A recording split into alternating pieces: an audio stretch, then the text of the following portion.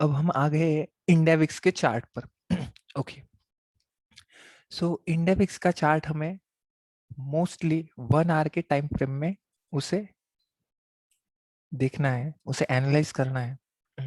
1 our क्यों? सो I think 1 our ये best time frame है विक्स को एनालाइज करने के लिए। ओवरऑल ट्रेंड के बारे में ये बताएगा।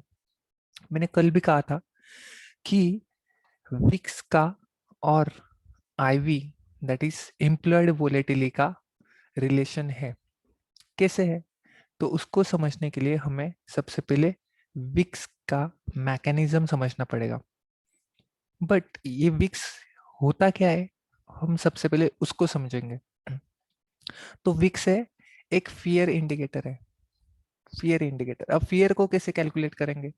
तो मार्केट अगर फॉल होता है, स्पॉट निफ्टी का स्पॉट अगर फॉल होता है तो पुट के प्रीमियम्स बढ़ेंगे।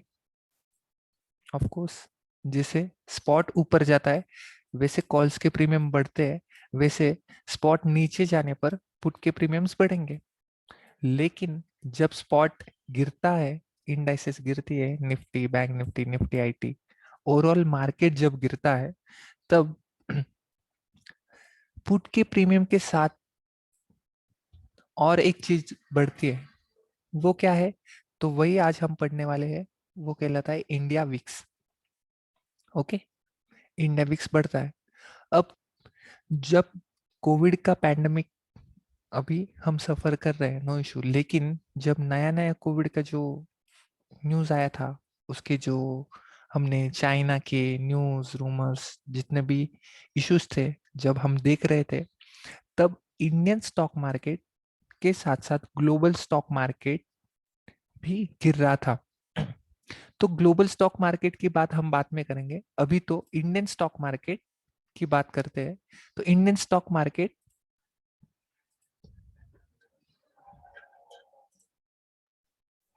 कैसे गिरा था, तो इसको एनालाइज करेंगे हम। तो सबसे पहले चलते हैं यहाँ पर निफ्टी 50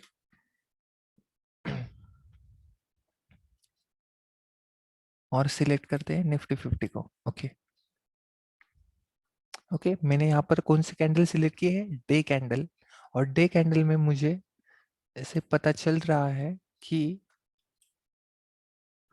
लास्ट ईयर ये मोमेंट, ये मोमेंट क्यों आया था? Due to COVID. Okay, market क्या हो गया था? फॉल हो गया था बिकॉज ऑफ कोविड। तो फॉल कितने लेवल से हुआ था? 11,306 से लेकर उसने कितने का लो बनाया? 7,511। अब डेट वाइज चेक करते हैं। गिरना चालू हुआ था 28 फेब को। हम जल्दी से नोट कर लेते हैं कितने तारीख को गिरना चालू हुआ। 28 फेब 2020। ओके, बट इसने रिवर्सल कब दिया? एक प्रॉपर रिवर्सल कब दिया? तो इसने रिवर्सल 25 मार्च को उसने रिवर्सल दिया और ऊपर जाने की उसने क्या की? तैयारी की। 25 मार्च, 25 मार्च। ओके, तो 28 फेब को स्पॉट कितना था? तो 28 फेब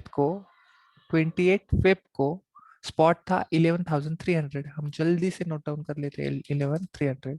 और 25 मार्च को था स्पॉट ऑलमोस्ट 7,300। 7,500, हम 600 लेते, कोई दिक्कत नहीं। 7,600। अगर इन दोनों वैल्यूज को अगर मैं कैलकुलेट करता हूँ डेट्स के साथ साथ, 28 फेब से लेकर 25 मार्च तक, इट मीन्स कि एक महीने में मार्केट कितना फॉल हुआ?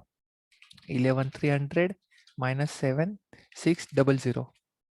तो मार्केट ऑलमोस्ट फॉल हुआ था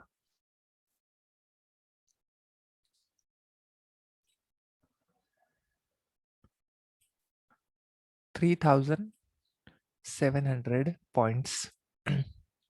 विद इन अ मंथ, एक मंथ में कितना फॉल हुआ? 3700।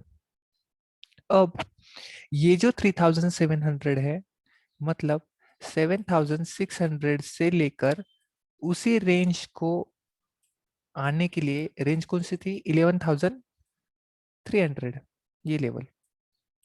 ओके, 11300, ये लेवल को टच करने के लिए उससे कितने दिन लगे, हमें वो फाइंड आउट करना है।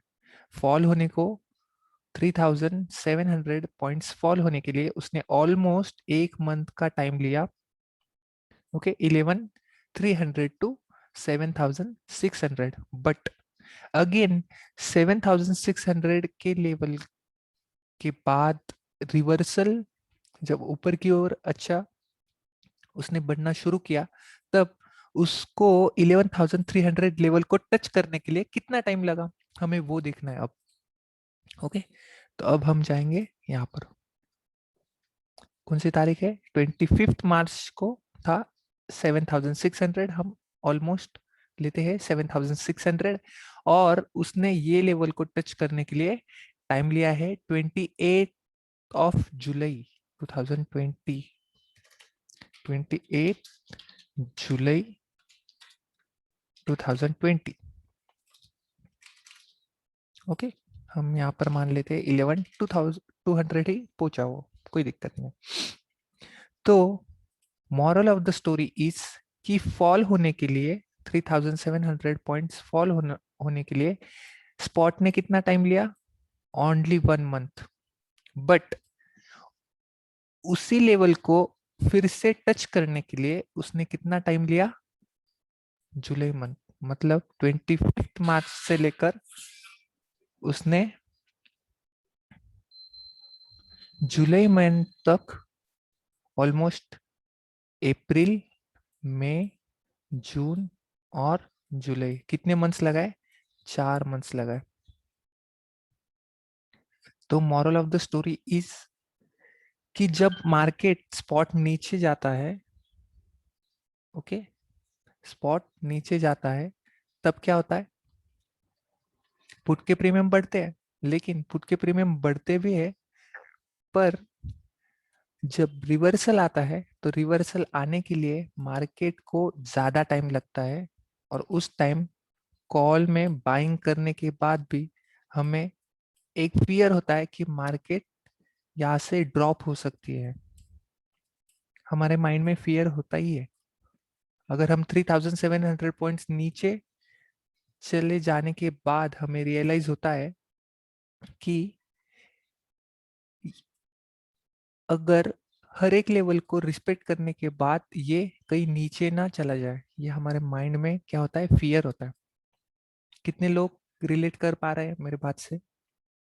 अगर फॉल होता है, उसके बाद हम जब इन्वेस्ट करते हैं या फिर कॉल में बाइंग करते हैं, तो मोस्टली हम छोटे छोटे टारगेट लेकर निकल जाते हैं, लेकिन हमें बाद में रियलाइज होता है कि स्पॉट अब ऊपर की ओर बढ़ना शुरू हो गया है, लेकिन कॉल की जो प्रीमियम है वो स्पॉट के साथ साथ उस स्पीड से नहीं बढ़ते जिस स्पीड से पुट के प्रीमियम्स बढ़ते हैं स्पॉट गिरने के बाद।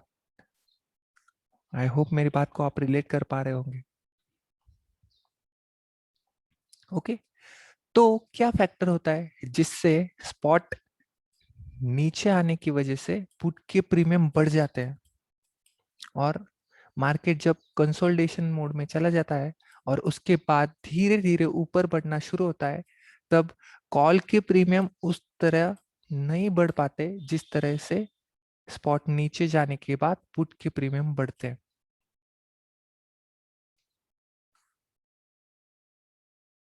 ओके, तो आज हम यही चीज को समझने वाले हैं कि इंडिया विक्स, उसके बाद इम्प्लॉयड वोलेटिलिटी, इन दोनों का क्या रिलेशन है, और हमें इन दोनों टॉपिक्स को कवर करने के बाद हमें ये पता चलेगा कि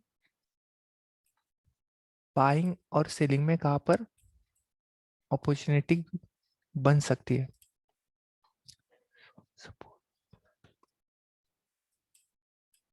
ओके, तो स्टार्ट करते हैं। मॉरल ऑफ द स्टोरी मैंने पहले आपको बता दिया कि मार्केट गिरते टाइम कम टाइम लेता है। ओके, यहाँ पर सिर्फ 1 मंथ लगा, बट उस लेवल को फिर से टच करने के लिए उसे ऑलमोस्ट 4 मंथ लग गए। तो इस चीज का बेनिफिट कैसे उठाए? अगर ये सिनारियो फिर से बनता है तो इसका बेनिफिट हम कैसे ले सकते हैं? ओके, तो स्टार्ट करते हैं। ये तो हो गया बैकग्राउंड, बट इसके बाद तो भी हमें कॉन्सेप्ट क्लियर हो जानी चाहिए कि विक्स कैसे काम करेगा। तो स्पॉट गिरा था कौन सी डेट को? 28 फेब को। तो चलिए इंडिया विक्स को फॉलो करेंगे अब। इंडिया विक्स कि जब 28 फेब को मार्केट फॉल हुआ था, तब विक्स कहाँ तक पहुंच गया था? ओके, हमें ये आइडेंटिफाई करना है।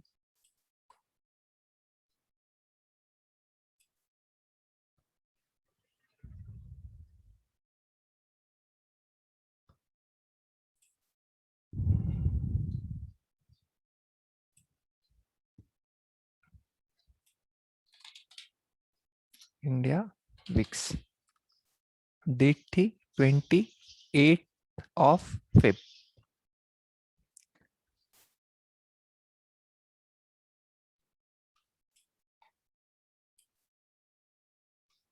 ये इंडिया विक्स हम चलेंगे 1 डे की टाइम फ्रेम लेकर सीधा 28 फेब को, ये लेवल आगे मैंने पहले से मार्क करके रखा था। 28 फेब को 2020 को विक्स थी 17.76, और उसने कितना हाई लगाया? 86.63 का उसने हाई लगाया। कब? July month. Okay, date wise check करते हैं, नो इशू। देखिए जुलाई नहीं, ये था 25 मार्च, और 25 मार्च के बाद विक्स गिरना बंद हो गया। इसको रिलेट करते हम स्पॉट के साथ। तो स्पॉट के साथ अगर रिलेट करना है तो हम फिर से चलेंगे निफ्टी 50।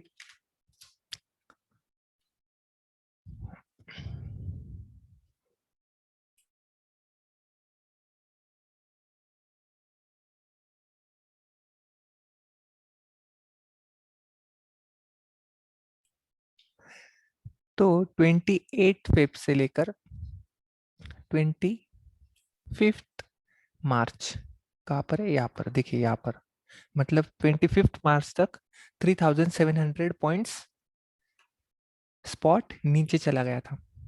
बट जब स्पॉट ने ऊपर उठना स्टार्ट कर दिया, तब इंडिया विक्स ड्रॉप होना स्टार्ट हो गई। तो हम इस बात से ये कंक्लूजन निकाल सकते हैं कि जब मार्केट ड्रॉप होती है तब विक्स बढ़ता है, और जब स्पॉट ऊपर मार्केट ऊपर बढ़ना स्टार्ट होती है तब विक्स ड्रॉप होता है।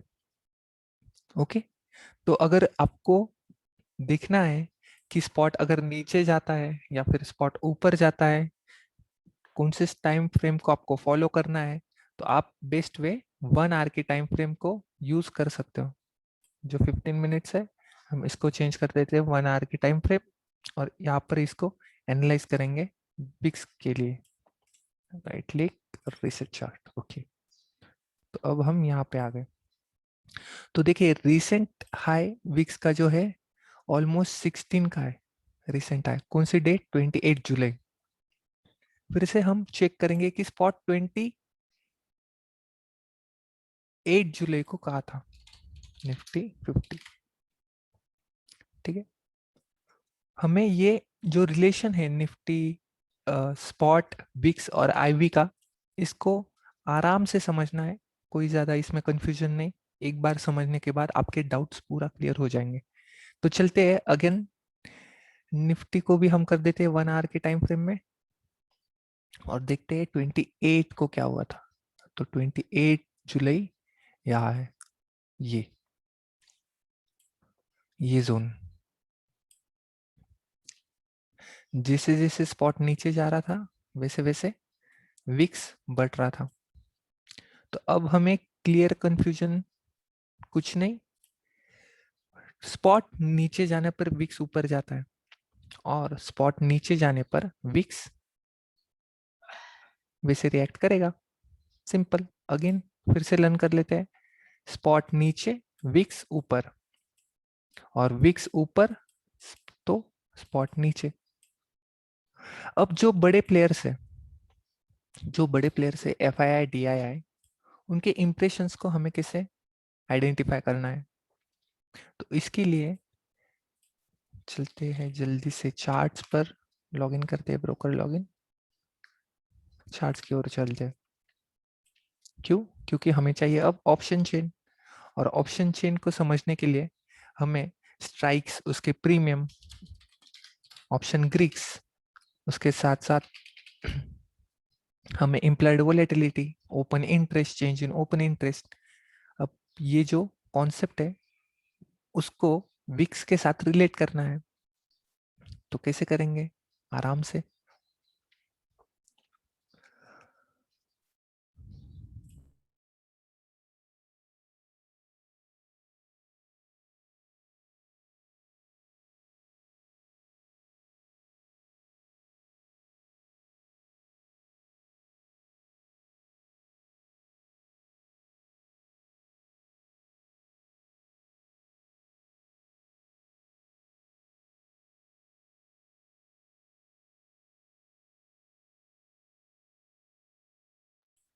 ओके, तो मैंने रिसेंट एक्सपायरी सिलेक्ट की है 5 अगस्त 2021 की निफ्टी के लिए।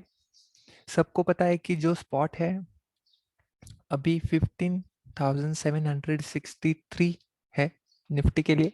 मैं मोस्टली बैंक निफ्टी को ज़्यादा प्रेफरेंस नहीं देता, निफ्टी को ही प्रेफरेंस देता हूँ, क्योंकि यहाँ पर जो प्रीमियम्स है, मुझे बहुत पहले से ही आदत हो गई है निफ्टी में ट्रेड करने के लिए, इसलिए मोस्ट ऑफ द टाइम जो ग्रुप्स पर होते हैं या फिर टेलीग्राम पर मैं ट्रेड्स जो करता हूँ वो एक्चुअल ट्रेड्स में आपके साथ शेयर करता हूँ। तो इसलिए लॉट साइज वगैरह उसको रिस्क रिवॉर्ड के अकॉर्डिंग मेंटेन रखने के लिए हम क्या करते हैं, एडजस्टमेंट के लिए ज़्यादा कैपिटल रखते हैं। ओके।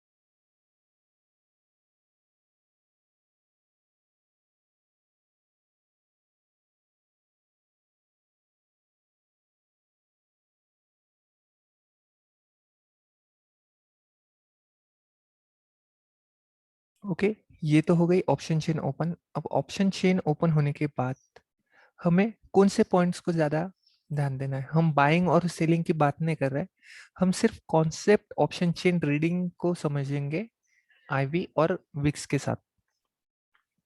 तो सबसे पहले यहाँ पर दी होती है स्ट्राइक, जो हम स्ट्राइक सिलेक्ट करते हैं, तो वो स्ट्राइक सिलेक्ट करने के लिए हमें ये बाकी पॉइंट्स को भी ध्यान देना होता है, इनको भी इंपॉर्टेंस देते हैं हम।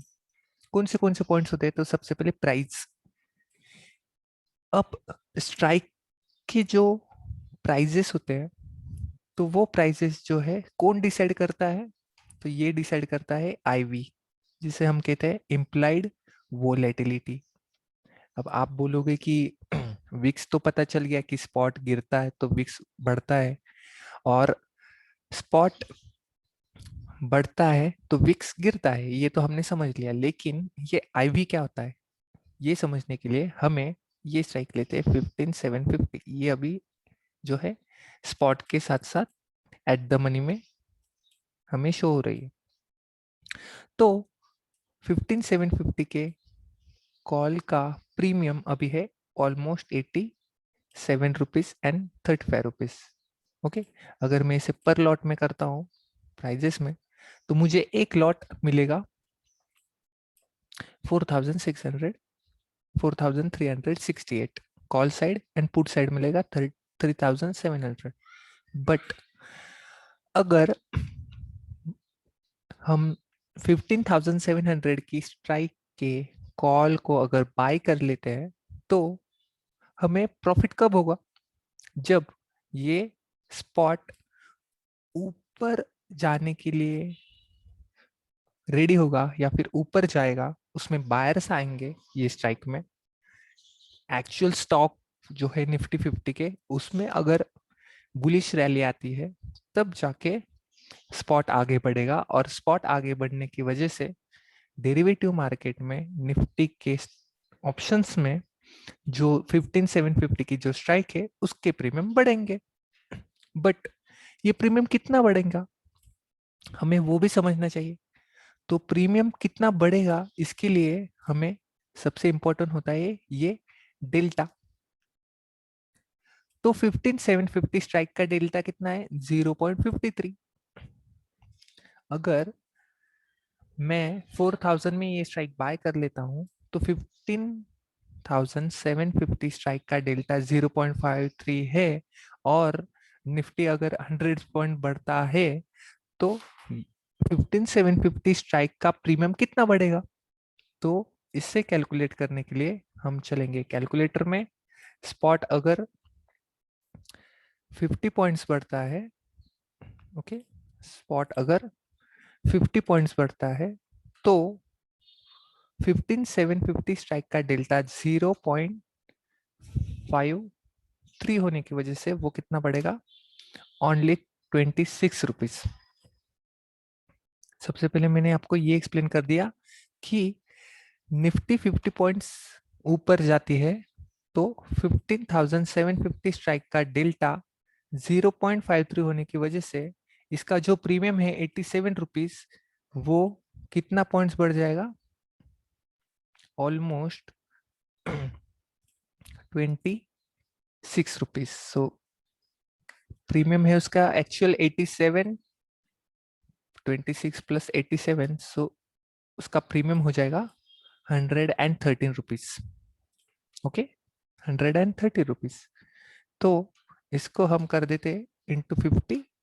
लॉट साइज अभी 50 हो गई, तो मुझे प्रॉफिट होगा लगभग 5675 रुपीज अगर स्पॉट 50 पॉइंट्स ऊपर चला जाता है तो। ओके, बट स्पॉट 50 पॉइंट्स नीचे चला जाता है तो क्या होगा? तो ये जो 26 रुपीज है जो हमने कैलकुलेट किए थे 87 में से 26 रुपीज क्या हो जाएंगे? डिडक्ट हो जाएंगे, उसमें से कम हो जाएंगे। तो 15750 कॉल का प्रीमियम अगर स्पॉट 50 पॉइंट्स नीचे चला जाता है तो उसका प्रीमियम रह जाएगा सिर्फ 61 रुपीज। ओके, तो ये तो हो गया डेल्टा। इसके बाद थीटा। तो अगर ये पोजीशन को मैं होल्ड करके रखता हूं 15750 का प्रीमियम जो है, कॉल साइड का प्रीमियम मैंने 87 रुपीज पे करके मैंने क्या कर लिया है? बाय कर लिया है। अब बाय करने के बाद मैं अगर उसे ये स्ट्राइक को एक दिन तक होल्ड कर लेता हूं तो इसका प्रीमियम जो है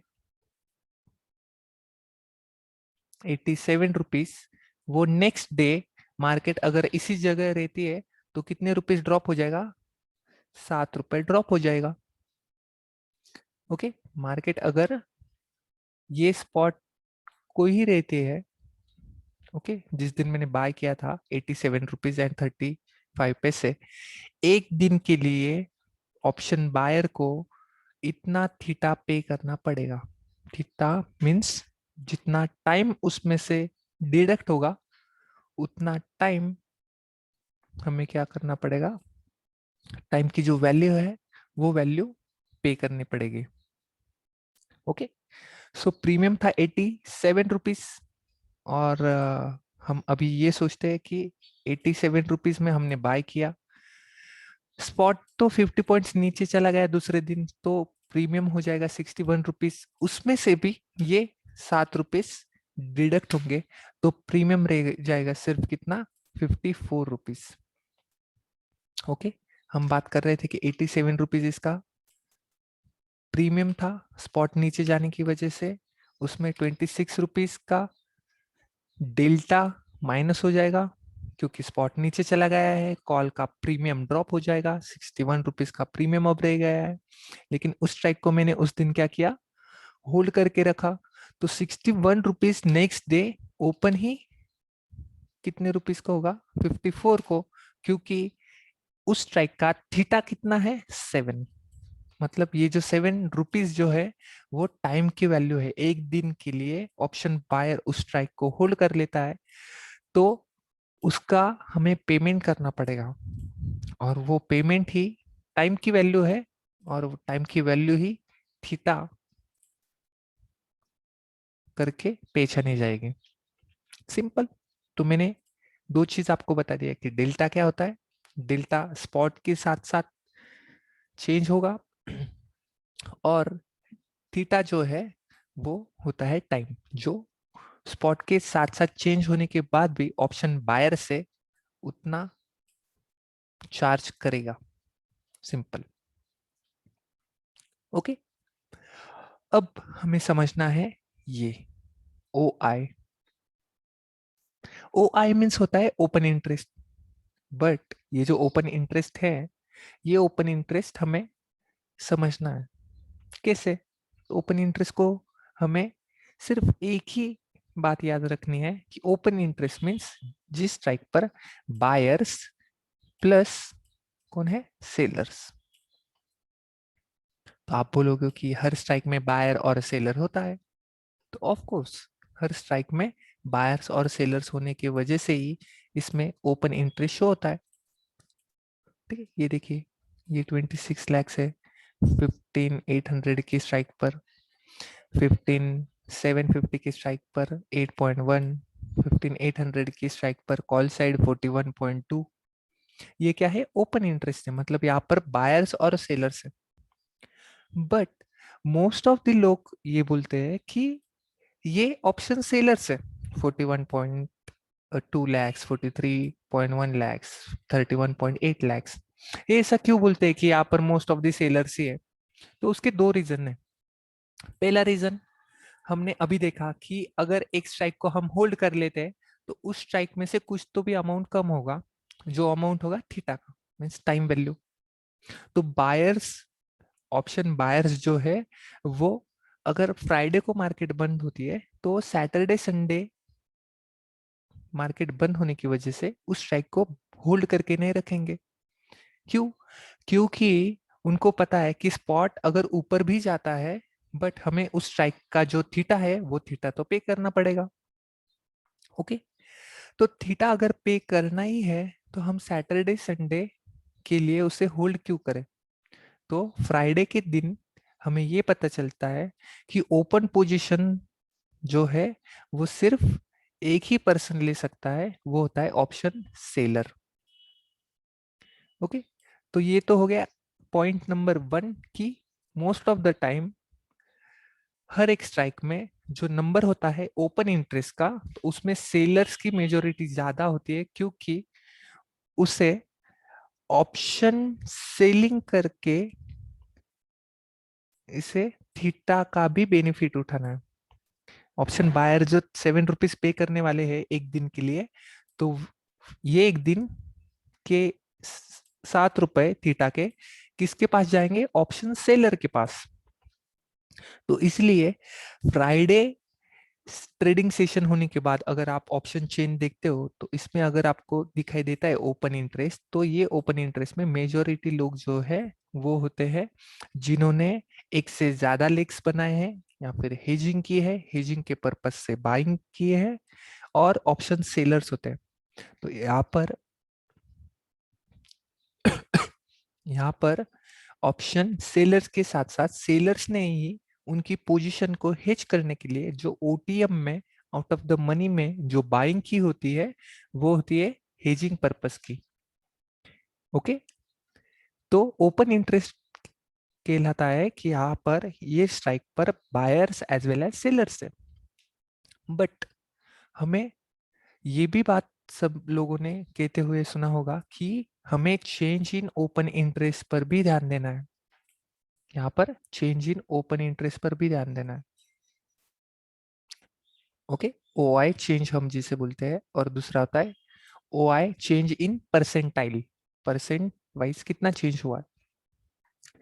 तो हमें इन दोनों से क्या इंडिकेशन मिलती है, ठीक है, समझने के लिए हम इतना याद रखेंगे कि जो लोग पोजीशंस लेके रखते हैं वो तो है buyers as well as sellers, but long hold कौन करेगा, सेलर करेंगे। और लॉन्ग होल्ड में बायर्स कौन होते हैं, वही सेलर जिन्होंने स्ट्रैटेजी के लिए दूसरे आउट ऑफ द मनी में क्या लिए, उन्होंने बाइंग की है, या फिर मार्जिन को रिड्यूस करने के लिए दूसरे स्ट्राइक्स में बाइंग की है।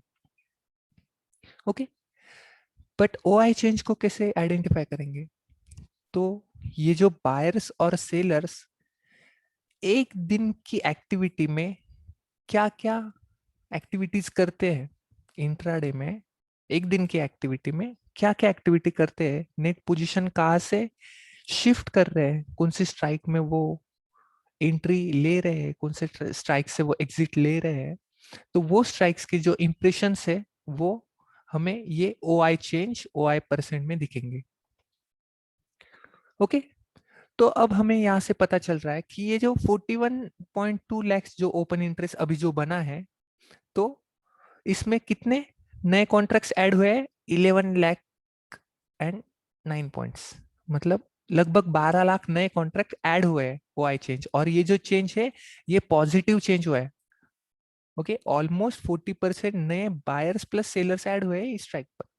अब मुझे ये बताइए, मार्केट जब ड्रॉप हो रहा था तो कॉल में बाइंग कौन करेगा, कोई नहीं। जब मार्केट ड्रॉप होता है तो कॉल में बाइंग कोई नहीं करेगा, तो कॉल में बाय कौन करेगा, तो कॉल में बाय करने वाले सिर्फ ऑप्शन सेलर्स होते हैं, ठीक है, ये यहाँ पर सेलिंग के पर्पज से बाइंग करते हैं। ओके, ओके, और हमें ये समझना चाहिए कि जब कॉल साइड की जो ऊपर वाली जो स्ट्राइक्स होती है उसमें अगर net O I change percent wise बढ़ता है तो हमें समझ जाना चाहिए कि यहाँ पर पुट साइड में देखिए 15700 पुट साइड में यहाँ पर हमें दिखेगा कि वो स्ट्राइक्स में बाइंग बढ़ जाती है। देखिए ये इनके प्रीमियम बढ़ गए, कितने प्रीमियम बढ़ गए, तो ऑलमोस्ट 2%, 6%, 5%, 8%। तो बायर कहाँ रहेंगे, ये स्ट्राइक्स में, यहां से लेकर ये स्ट्राइक में देखिए बायर्स, और सेलर्स कहाँ रहेंगे, सेलर्स रहेंगे ये स्ट्राइक्स में। क्योंकि स्पॉट कहाँ जा रहा है, स्पॉट जा रहा है नीचे की ओर।